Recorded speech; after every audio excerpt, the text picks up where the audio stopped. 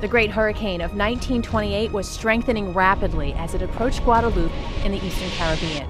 1,200 died in the onslaught of 140-mile-per-hour winds, but the storm's trail of death and destruction was only beginning. It was this massive, incredible storm that formed east of the Caribbean islands, moved across the islands, and then essentially stalled over Puerto Rico as a Category 5 storm. The only Category 5 on record to ever hit the island. Every building on the island was affected. But the disaster in Guadeloupe provided enough advance warning to keep Puerto Rico's death toll of 300 from being much worse.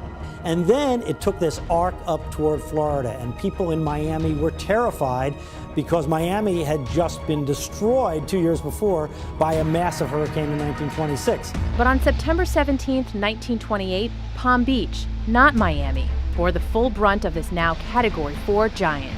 And if we saw it today on a satellite, we would go, oh my God, look at the size of that thing.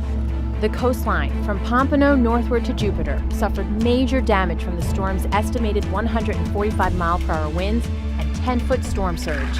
But the real disaster unfolded as it tracked directly over Lake Okeechobee. Powerful winds blew south across the vast lake, which is about half the size of Rhode Island, generating a monstrous storm surge more than 15 feet high on the southern shore. Well, people didn't really understand that the wind over Lake Okeechobee could have this incredible effect of pushing the water of this huge lake up over the little dike at the bottom of the lake. It was the dark of night. Water up to 20 feet deep covered hundreds of square miles, flooding the towns of South Bay, Belglade, and Pahokee. The people there, mostly poor migrant farm workers, didn't have a chance.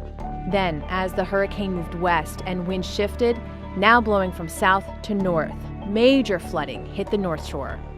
The second deadliest U.S. hurricane on record, the Okeechobee Hurricane of 1928, killed an estimated 2,500 people. We'll never know exactly how many.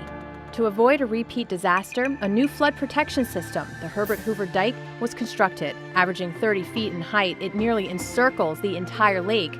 But 85 years later, it remains largely untested. Hurricane Wilma came along, put quite a bit of wind over Lake Okeechobee, but it wasn't a Category 4 hurricane with this monstrous circulation that the 1928 storm had.